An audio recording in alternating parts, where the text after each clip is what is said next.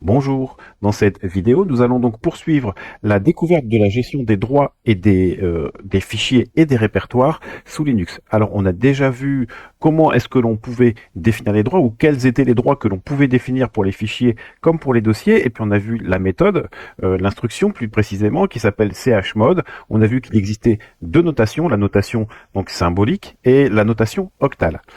Bien, eh bien on va passer tout de suite donc maintenant à la correction de l'exercice de la première partie. Donc qui se trouve ici où on a une liste de droits et puis on nous demande de définir la commande en notation symbolique et la commande en notation octale. Alors tout de suite, on va aller donc sur notre tableau. Donc on voit ici tout d'abord qu'on veut pour la commande 1 en notation symbolique, donc donner les droits en lecture, en écriture, en exécution, ce qui nous fera un chmod u égale rwx. Si on veut que les droits en lecture et en exécution pour les groupes, on mettra G égale à RX, et que les droits en exécution pour les autres utilisateurs, on indiquera simplement O égale X, puis ensuite on met le nom du fichier ou du dossier. En notation octale, le fait d'avoir les droits en lecture, en écriture et en exécution, eh bien ici, je vous rappelle, donc pour la lecture, la valeur en fait du droit en lecture, c'est 4. Ça, c'est pour définir des droits en lecture, que 2, c'est pour définir les droits en écriture, et que 1, c'était pour donner les droits en exécution, et qu'on faisait à chaque fois la somme. Donc si ici on veut mettre du RWX, eh bien en fait qu'est-ce qu'on va devoir faire? On va mettre des droits en lecture, en écriture et en exécution. On va donc faire 4 plus 2 plus 1 égale 7. Donc c'est la raison pour laquelle ici on a le 7. Si ensuite on veut donner les droits en lecture et uniquement en exécution, donc ce sera à ce moment-là 4 plus 1.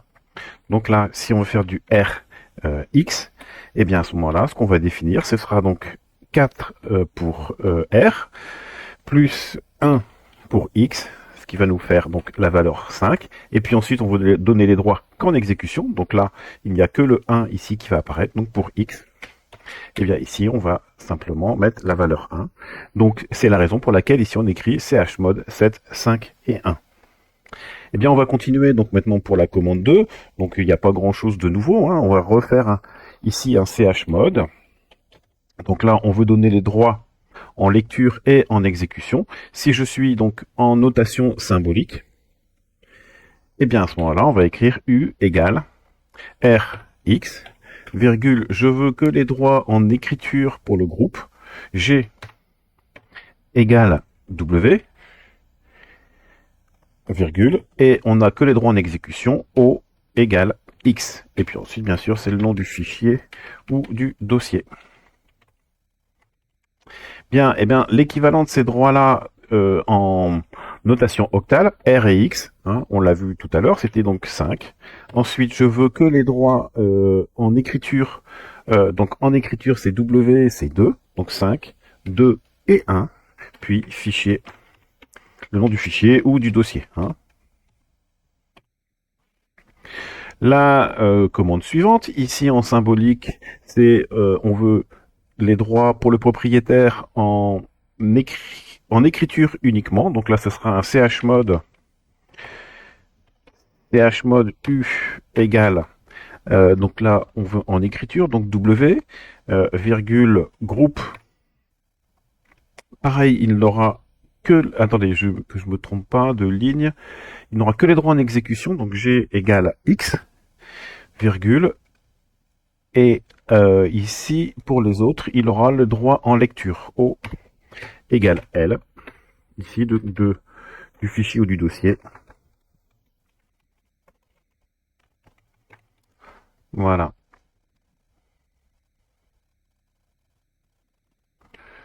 Pourquoi j'ai mis L? Parce que L n'existe pas, c'est R. Voilà. Ensuite, chmod, si je veux mettre en notation donc octale, ici on aura donc 2, 1 et 4. 2, 1, 4. Puis ensuite on précise le fichier ou le dossier. Bien, la dernière commande, donc là pour le propriétaire il n'a que les droits en exécution, donc chmod u égale x. Ensuite, pour le groupe, alors attendez, u est égal à x, oui. Pour le groupe, ce sera lecture donc R et X. Donc pour le groupe, G est égal à Rx. Et enfin, pour les autres utilisateurs, eh bien, il n'y a aucun droit. Et dans ces cas-là, on peut mettre O égale. Et ensuite, on va simplement indiquer fichier ou dossier. Hein, donc quand on veut pas donner de droit, on met O égale. Et là, ça supprime tous les droits. Bien ici, si on veut maintenant les définir en notation octale, on va écrire chmod. Donc pour X, c'est 1. Pour R et X, eh bien, ce sera la valeur 5. Et bien sûr, pour n'avoir aucun droit, on met 0 du fichier ou du dossier. Voilà donc rapidement comment on peut définir des droits. Hein, donc vous voyez que la commande est donc relativement simple. On va donc maintenant passer à la deuxième partie de ce TP. Avec les commandes que l'on va directement saisir donc dans notre machine virtuelle. Là, je vous rappelle, on est connecté donc en SSH à cette machine avec le compte Bob. Hein. Si je descends, alors, il y a une première commande tout d'abord, ça peut paraître un petit peu évident, mais donc en fait on doit rajouter des utilisateurs. Donc là le add user Bob, bon, on l'a déjà écrit. Ensuite on va rajouter un nouvel utilisateur qui sera donc Alice. Alors pour ça par contre on est obligé de se connecter en compte root puisqu'il n'y a que le root qui va pouvoir exécuter ces commandes. Donc on va faire un SU pour switch user espace root. On définit donc on saisit le mot de passe du compte route et là on voit qu'on est bien en compte route. Alors vous voyez bien la différence ici, ne serait-ce que au niveau donc du prompt. Hein. Le prompt ici on avait donc d'abord le nom de l'utilisateur Bob arrobase la machine sur laquelle on se trouve, le hostname de la machine, deux points, puis ensuite le répertoire où l'on est. Hein. Et bien ici donc ici on avait le tilde par exemple, puis ensuite on a un symbole de dollar. Alors le dollar ça veut dire que là on était connecté avec un utilisateur ordinaire. Hein. Vous voyez c'est le cas pour Bob qui n'a pas le droit administrateur. Par contre ici on est sur le compte route, donc on est toujours dans le répertoire du compte route, le répertoire personnel, alors qui est pas le même. Hein. Vous voyez si je fais un pwd, c'est pas /home/route, mais là on est dans le répertoire /route, mais c'est le répertoire personnel donc du compte route. Et un élément particulier qu'on peut voir, vous voyez ici c'est le hashtag hein, ou le dièse qui signifie que là on utilise le compte route, c'est-à-dire un compte qui a donc tous les droits sur la machine. Bien, donc là on va pouvoir ajouter notre utilisateur. On a dit qu'on rajoutait un utilisateur Alice. On nous demande un nouveau mot de passe. On va définir Alice comme mot de passe. Voilà, bon ici on pourrait donner des informations supplémentaires. On va valider. Et voilà, donc notre utilisateur donc est rajouté. Donc là on a effectué donc les deux premières commandes. Maintenant ce qu'on va créer c'est un nouveau groupe avec la commande add group. Un groupe qu'on va appeler ensemble. Et puis ensuite, on va ajouter donc Bob et Alice dans ce groupe pour dire qu'on dira qu'ils sont ensemble. Donc user mode, on modifie donc les comptes utilisateurs -a, on les rajoute dans le groupe ensemble pour l'utilisateur donc Bob. Et puis ensuite, on va faire la même chose avec Alice. Voilà. Donc là, on a terminé. Maintenant, ce qu'on nous demande, c'est de vérifier simplement la présence des utilisateurs Bob et Alice à la fin du fichier /etc/PASSWD. On a déjà vu dans d'autres vidéos que ce fichier PASSWD contenait une ligne par utilisateur. Donc là, normalement, puisqu'on a ajouté des nouveaux utilisateurs, on doit bien retrouver Alice et Bob. Donc je vous rappelle, la commande, c'est 4 /etc PASSWD. Et si on exécute cette commande, eh bien, on voit bien qu'on a ici Bob comme utilisateur et puis on a également Alice. On va également regarder, donc là on les a bien tous les deux avec des numéros de compte. Hop, donc je vais les récupérer ici pour les mettre. Hein. Voilà. Avant ça on avait fait 4 /etc/PASSWD. Bien, on va maintenant regarder. Il y a un autre fichier qu'on peut regarder, c'est le fichier groupe. Donc 4 /etc/groupe, c'est un fichier qui contient tous les groupes et les utilisateurs qui sont dans les groupes. Donc on voit bien on retrouve, il y a un groupe Alice, un groupe Bob, il y a un groupe Alice. Hein, c'est le groupe qui porte le même nom que l'utilisateur. Chaque fois qu'on crée un utilisateur, il crée un groupe qui porte le même nom. Et puis ensuite, on a ici donc le groupe ensemble qui contient entre autres Bob et Alice. Voilà, donc ici on va juste récupérer cette partie-là par exemple. Voilà, et là on avait fait un cat /etc/groupe.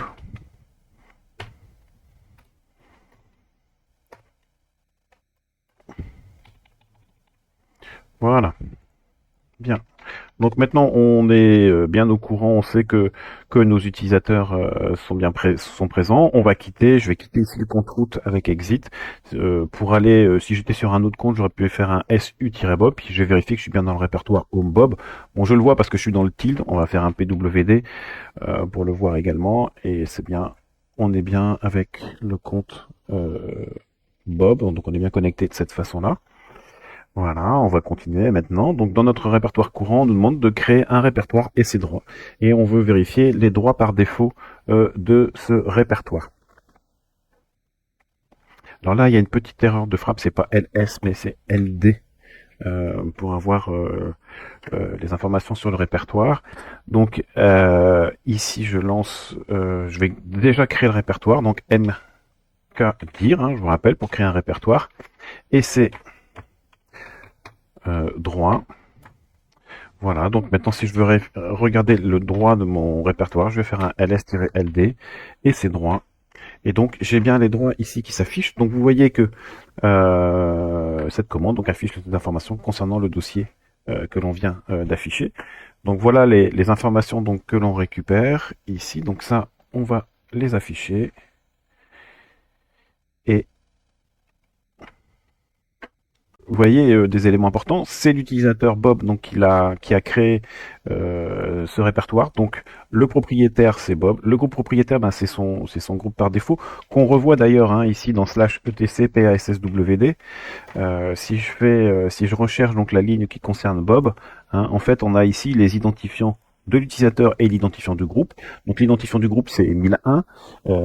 Et bien si je vérifie, je vais faire un cat ETC groupe et on verra que l'identifiant du groupe Bob c'est 1001 également à chaque fois qu'on crée un utilisateur. Si j'avais mis par exemple je sais pas 1003 à ce moment-là au niveau du fichier ETC PASSWD si on avait mis ça ici pour Bob, si on avait ici 1003, à ce moment-là, son groupe, le groupe dans lequel il appartiendrait, ce serait uniquement ensemble et puis Bob. Et à ce moment-là, on obtiendrait ici, si je refais le ls-ld, on n'aurait pas Bob ici, mais le groupe ensemble.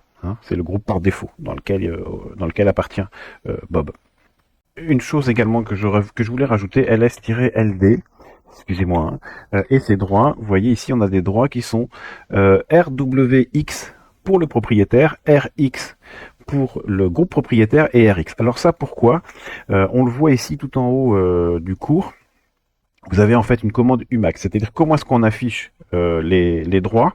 Donc par défaut, en fait ici, on va simplement enlever un masque au fichier. Donc quand un fichier est créé, par défaut, il a les droits 666 initialement, et puis ensuite on va lui enlever le masque, donc ce qu'on appelle le user mask. On enlève ici les droits qui sont là. Donc si j'ai du 666 et que j'enlève 022, et bien en fait ici je vais obtenir du 644, c'est-à-dire du RW et pas de droit en exécution pour les fichiers, d'accord. Donc pour le groupe propriétaire, on aura toujours, pour le propriétaire et le groupe propriétaire, on aura toujours les droits RW pour un fichier et on aura le droit uniquement R pour les autres utilisateurs. Par contre, quand on crée un dossier, eh bien pour un dossier, par défaut, c'est du 777 qui est créé et auquel on enlève le masque. Donc ici qui est 022, ce qui fait que j'ai du 755. Ça veut dire que le propriétaire du répertoire, il a les droits RWX et que ensuite le groupe propriétaire et les autres utilisateurs ont les droits RX, c'est-à-dire ils ont juste les droits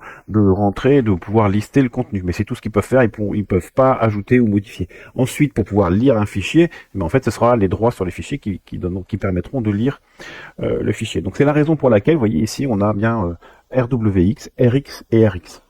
Alors si on veut voir le masque, on peut l'afficher avec cette commande-là. Vous voyez ici, on obtient 0022, c'est parce qu'ici on a des droits spéciaux, mais on n'en parle pas.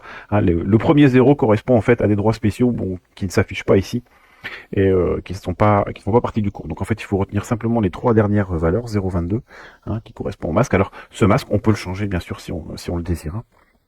Voilà. Donc ceci étant dit, donc on a vu le masque, on a vu les droits, on a créé. Maintenant, ce qu'on nous demande, c'est de d'aller dans le dossier donc et ses droits. Donc vous voyez, on y va en chemin relatif depuis l'endroit où je me trouve. Je vais dans le répertoire et ses droits. Donc là maintenant je suis dans Home, Bob et ses droits. Et là on me demande d'exécuter la commande suivante, echo free-m, que je renvoie dans un fichier qui va s'appeler commande.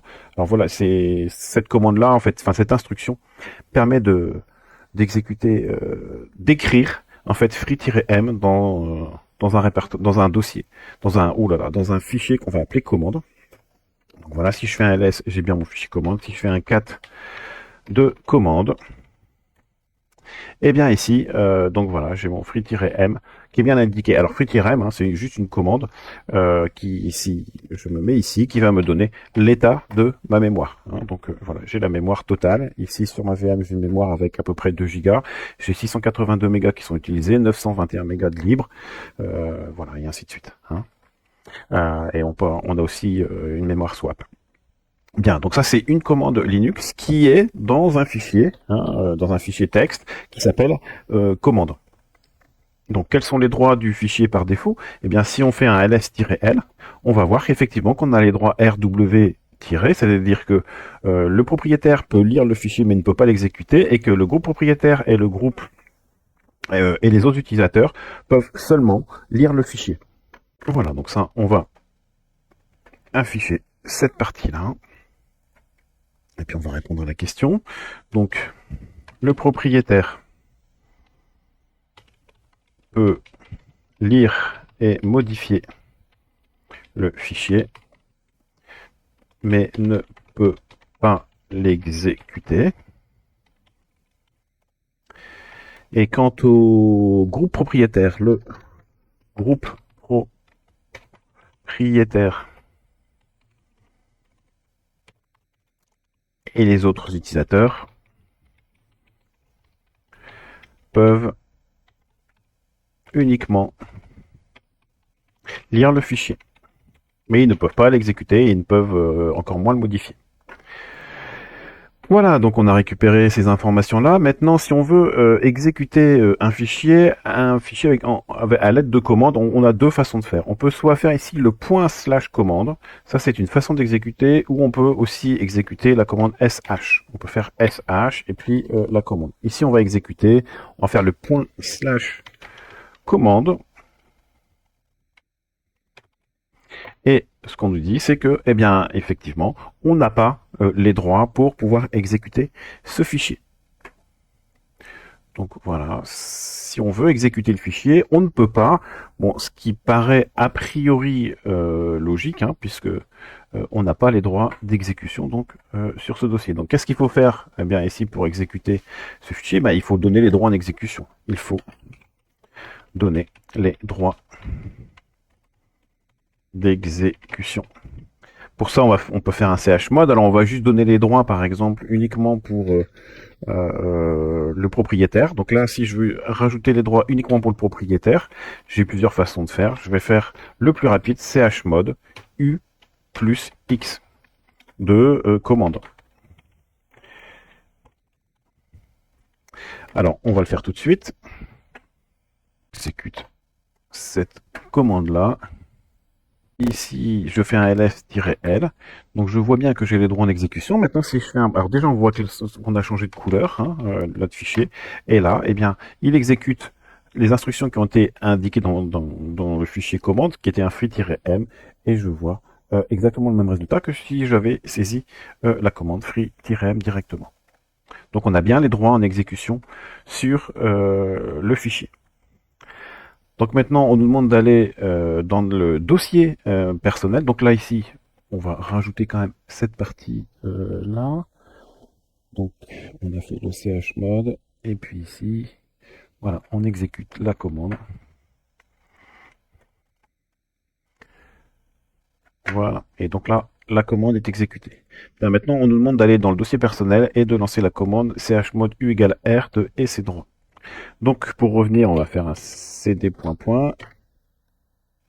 On va vérifier qu'on se trouve bien dans notre répertoire personnel. Donc, effectivement, dans HomeBob, si je fais un ls, normalement, je dois retrouver le fichier, le dossier, donc, et ses droits, et on me demande de faire un chmod u égale r. de et ses droits. Si je fais un ls-ld pour voir les droits de ce répertoire et ses droits, eh bien je vois que ici c'est bien un répertoire, que j'ai modifié en fait ici uniquement les droits de l'utilisateur, et que par contre, eh bien, le propriétaire n'a plus que les droits en lecture, que par contre le groupe propriétaire a les droits en lecture et en exécution, et que les autres utilisateurs aussi plus de droits, ils ont les droits en lecture et en exécution sur le répertoire et ses droits. Bien, donc ici, on va hop mettre ce que nous avons donc obtenu. Maintenant, nous allons voir les droits que l'on peut faire. Eh bien, on va déjà faire un ls du répertoire, donc et ses droits. Alors, on arrive à avoir le contenu, c'est-à-dire qu'on arrive à voir qu'on a un fichier qui s'appelle commande, mais c'est tout ce qu'on arrive à voir. Et ensuite, on nous dit tout de suite qu'on a des permissions qui ne sont pas accordées pour la commande, puisqu'on ne peut pas rentrer dans le dossier. De la même façon, vous voyez ici, si je fais un essai donc essai droit, eh bien j'ai directement là par contre la permission qui ne m'est pas accordée. Je ne peux pas rentrer, je ne peux pas traverser le répertoire essai droit. Et c'est assez surprenant parce qu'on pourrait se dire, oui mais si je fais un ls-ld donc de essai droit, je vois quand même que le groupe propriétaire, lui, il a les droits pour RX dans le répertoire, mais malgré tout, comme je suis le propriétaire, identifié comme étant le propriétaire, moi les droits qui me sont appliqués sont les droits du propriétaire, qui sont prioritaires sur les droits du groupe propriétaire. Et donc je n'ai pas le droit d'accéder au répertoire. Donc ici, on va dire, on peut uniquement afficher une liste on va dire du répertoire.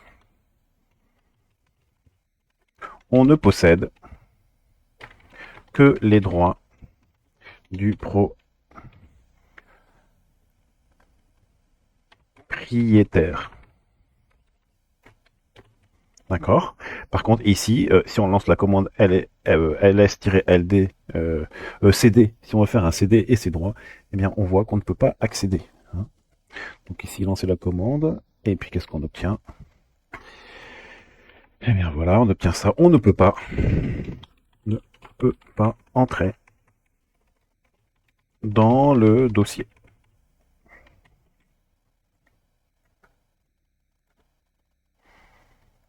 Donc maintenant, qu'est-ce qu'il faut faire pour pouvoir rentrer dans le dossier? Alors en fait, on va simplement ajouter les droits d'exécution. Donc on va regarder si je fais un chmod u plus x. Maintenant, donc je rajoute les droits d'exécution dans et ses droits. Et bien ici, si maintenant je fais un ls et ses droits, bon bien tout s'affiche normalement. Si je fais un cd et ses droits, je fais le ls et là on peut rentrer. Donc, il faut ajouter les droits d'exécution.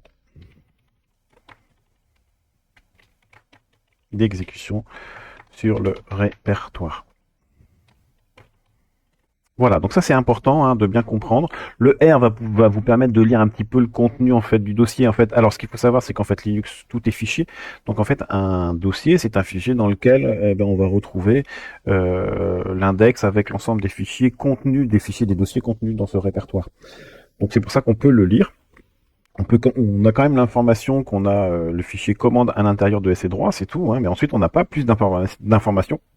Tout ensuite est bloqué, puisqu'on ne peut pas pénétrer dans le dossier. Il faut donner les droits en exécution de façon à ce qu'on puisse rentrer dans le dossier et qu'on puisse accéder au contenu. Voilà, donc dans votre dossier personnel, là maintenant on nous demande de créer le répertoire rep1 et rep2, donc c'est ce qu'on va faire tout de suite. Donc on revient donc dans le répertoire personnel, je vais peut-être baisser un peu le son. Et ensuite, je vais faire un mkdir rep1, rep2. Voilà, on a nos deux répertoires. Donc si je fais un ls, eh bien, j'ai rep1 et rep2 qui sont présents. Voilà.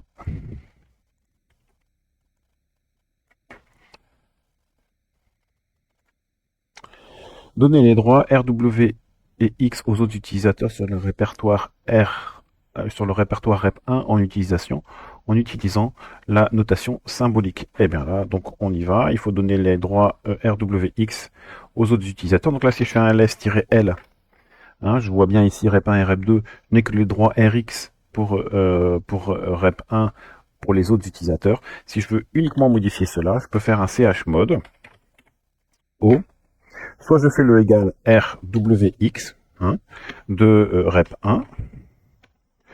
Donc on va le faire. Si je fais maintenant un ls-ld rep1, je vois bien que maintenant j'ai donné les droits rwx aux autres utilisateurs. Je vais les enlever tout de suite. Hein, on va se remettre tel qu'on était.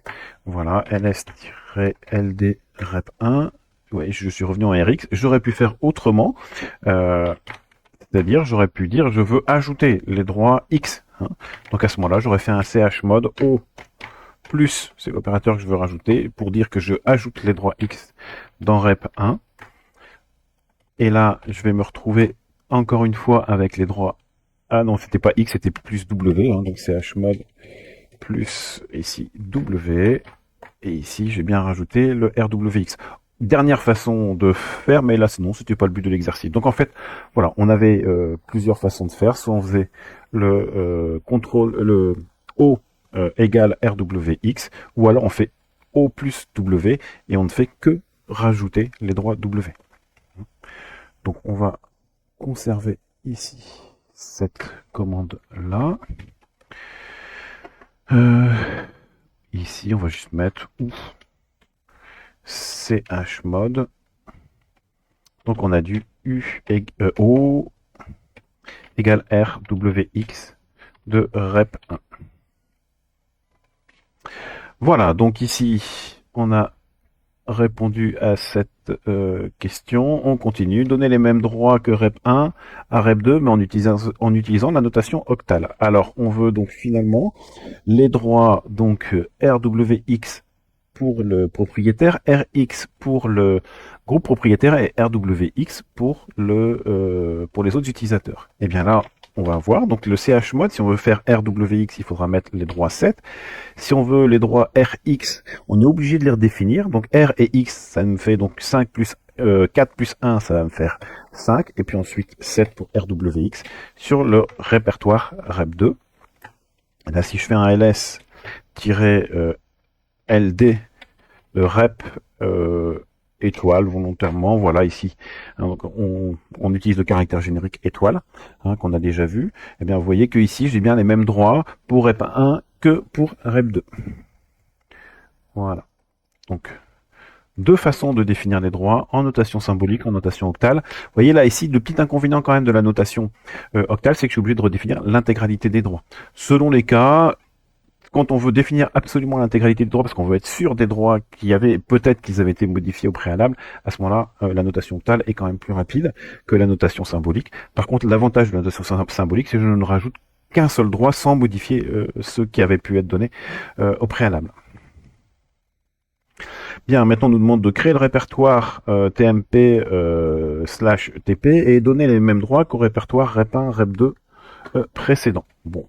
Et là, on ne précise pas la façon de donner les droits. Donc ici, on va y aller. Donc on va faire un C. Non, il faut créer le répertoire. Donc mkdir /tmp /tp. Alors le répertoire TMP, il existe déjà.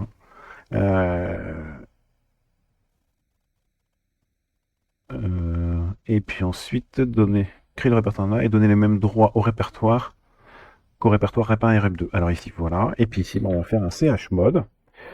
Bon, on va reprendre, c'est quand même plus simple, 752 /tmp tp. Donc là, je vous rappelle, on est en quoi? En chemin absolu. Hein. À partir du moment où un chemin commence par la racine, par le slash, vous savez que vous êtes en chemin absolu. Hein. Voilà, ici, donc on a donné, si on fait un ls-ld /tmp tp, eh bien, on a bien rwx, rx, oh, je me suis trompé, c'était pas 752, mais 757, donc on va redéfinir nos droits. Voilà, 7. Et puis si je fais un ls-ld /tmp et tp, j'ai bien rwx, rx et rwx.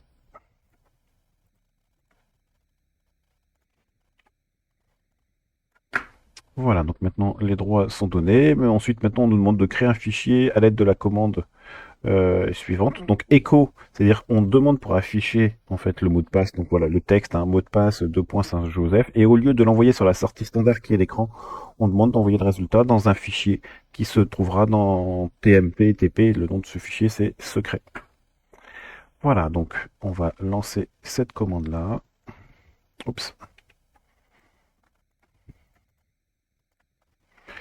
Voilà, donc maintenant si je fais un ls, donc /tmp tp, voilà, je vois bien que j'ai le dossier, le fichier secret, et si je demande à voir le contenu, tmp et puis secret, j'ai bien mot de passe de point Saint-Joseph.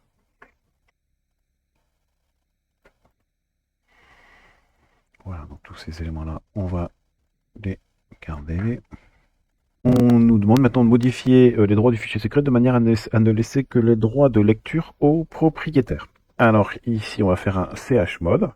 Je veux que le droit en lecture, donc ce sera le droit 4. Et puis ensuite, c'est 0 et 0 / tmp tp et secret. Voilà, si je refais un ls-l, je vois bien qu'ici, je n'ai plus que les droits en lecture. Donc ça, on va le conserver ici. Donc voilà, on a donné plus que ces droits-là. Et on continue, donc on va se connecter maintenant avec l'utilisateur Alice. Alors comment est-ce qu'on fait pour se connecter? Je vous rappelle, c'est su-espace, et puis ensuite Alice. Et le mot de passe, on avait défini comme mot de passe Alice. Si je veux savoir sous quel compte je suis connecté, vous avez une commande qui s'appelle whoami, qui va vous dire sur quel compte vous êtes connecté. On le sait déjà de toute façon ici, hein, à partir du prompt. On voit bien qu'on est avec le compte Alice. Il y a d'autres façons également de le savoir. On peut également faire la commande ID, qui va nous donner notre identifiant, notre UID. Donc c'est 1002 et c'est bien Alice. Voilà. Donc maintenant on va poursuivre donc ici avec alors bon, ça je vais le noter, voilà, pour bien montrer, copier, voilà. Donc quel est notre répertoire courant? PWD, je suis dans Home Alice, c'est-à-dire le répertoire personnel d'Alice. Et en tant qu'utilisateur, on va vérifier si on est capable de lire le fichier secret. Donc 4 / tmp tp / secret. Voilà, et on voit qu'on n'a pas accès donc au dossier, ce qui est normal, puisqu'on n'a aucun droit en tant qu'autre utilisateur.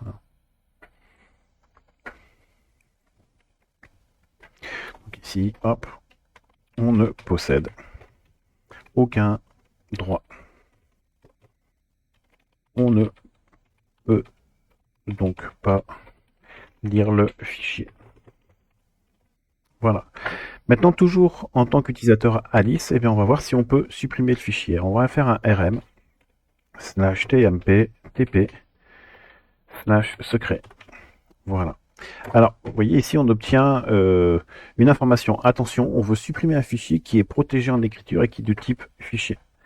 Mais on a la possibilité de répondre par oui. Et si je valide, et regardez bien maintenant, je vais refaire un ls /tmp tp secret ls, pardon, et bien vous voyez, dans notre répertoire tmp tp, en fait, on n'a plus rien. Le dossier est parti. Donc, toujours en tant qu'utilisateur Alice, pouvez-vous supprimer le fichier? On peut dire, alors, on va lancer la commande. Voilà. Ici. Et ça, c'est quand même quelque chose d'assez important. Parce que vous voyez que vous avez un fichier. Ce fichier, on n'avait aucun droit sur le fichier. Mais on a quand même pu le supprimer. Alors, pourquoi est-ce qu'on a pu le supprimer? On va l'expliquer tout de suite. Alors, attendez, là, je suis juste en train de récupérer tout ça. Voilà. Donc, oui, on peut supprimer le fichier. Voilà, et maintenant on va revenir par contre, donc pourquoi est-ce qu'on peut le supprimer? Regardez bien, on va faire un ls /tmp -ld, -ld de tp. ls-ld, pas ls. Voilà. Et bien, qu'est-ce qu'on observe en fait? C'est que les autres utilisateurs ont les droits en lecture, en écriture sur le dossier. Donc, s'ils ont les droits de W sur le dossier, effectivement, ils peuvent supprimer.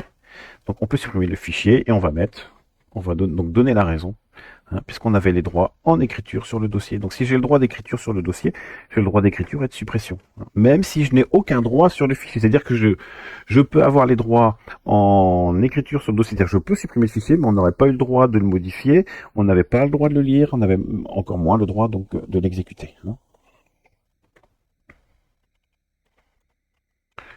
On peut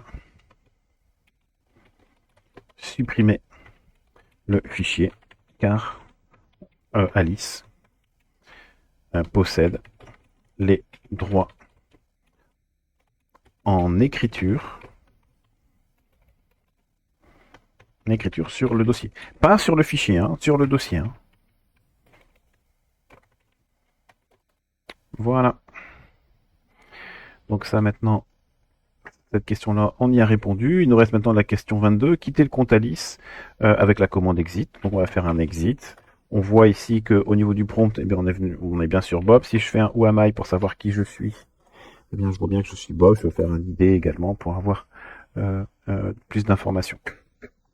Donc voilà, on a bien quitté, on nous demande de supprimer le fichier secret, bon il est déjà supprimé, le recréer à nouveau à l'aide de la même commande, donc on va le recréer.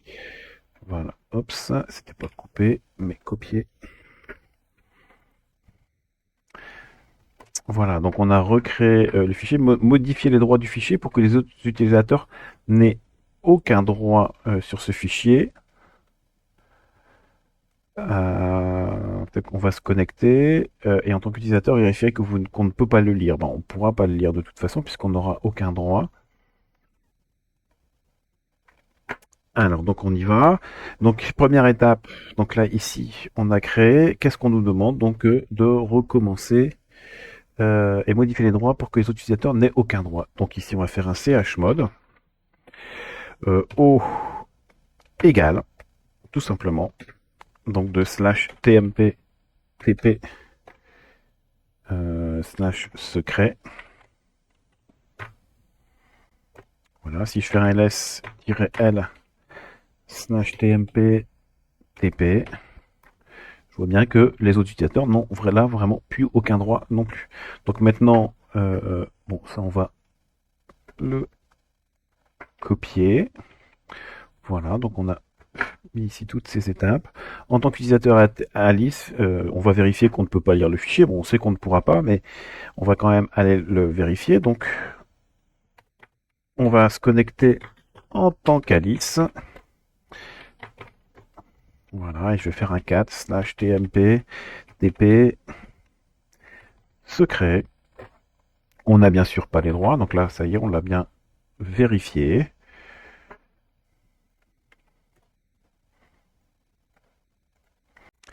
Bien, donc on continue avec la question 25, revenir sur le compte Bob et mettre le groupe ensemble dans le groupe propriétaire du fichier, comme groupe propriétaire du fichier secret. Alors là, je voudrais apporter une petite précision, c'est qu'initialement, on ne pouvait pas le faire, malgré le fait qu'on ait ajouté donc Bob dans le groupe ensemble, simplement parce que il fallait se reconnecter avec l'identifiant Bob pour que ces modifications soient prises en compte. Ici maintenant, si je fais un ID, je vois bien que c'est pris en compte puisque eh bien, mon compte appartient bien également au groupe dont le GID est 1003, c'est-à-dire le groupe ensemble. Donc là maintenant je vais pouvoir l'ajouter, donc change group sur mon fichier, donc ensemble, pour le fichier /tmp tp et secret.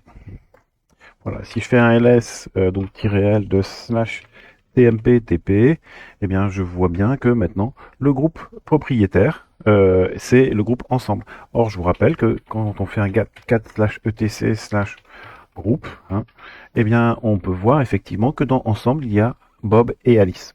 Ça veut dire quoi? Eh bien ça veut dire tout simplement que ici si je refais un ls -tmp, le groupe propriétaire il a les droits en lecture. Il n'a aucun droit en écriture, en exécution, mais par contre il a les droits en lecture. Donc maintenant si je me reconnecte avec le compte Alice, et que je fais un cat slash etcmp tp secret, et bien là, Alice maintenant a la possibilité d'accéder au fichier. Donc revenir sur le compte Bob et le groupe ensemble. Vérifier que c'est bien le cas à l'aide de la commande ls. Donc c'est ce qu'on a fait ici. Alors je l'ai plus, donc là je vais afficher donc l'historique, mais là je n'ai pas les informations. 4, je n'ai pas mon chmod. Je vais le retrouver ici. Ah non, parce que si je suis avec un autre compte, effectivement. Donc là, il faudrait que je quitte, que je demande pour revoir l'historique. Voilà, donc c'est CH Group, donc la commande elle est là. Bon, je vais déjà prendre cette commande là, enfin je la connais, donc allez, donc ici c'est un CH Group de ensemble, et ensuite quand on faisait un ls slash tmp, alors ici ls slash tmp tp, et ls-l, hein, bien sûr. Voilà, donc on voit bien qu'on a mis le groupe propriétaire, maintenant c'est ensemble. Hein. Voilà. Et on voit bien qu'on a pu changer le groupe. Hein. Ici, voilà. Donc maintenant, je vais pouvoir mettre tout ça en rouge. Hein. Et on s'est connecté. Et est-ce qu'on peut lire? Bah oui, parce que là, ici, le groupe ensemble, oui, on peut lire le fichier. Car le groupe propriétaire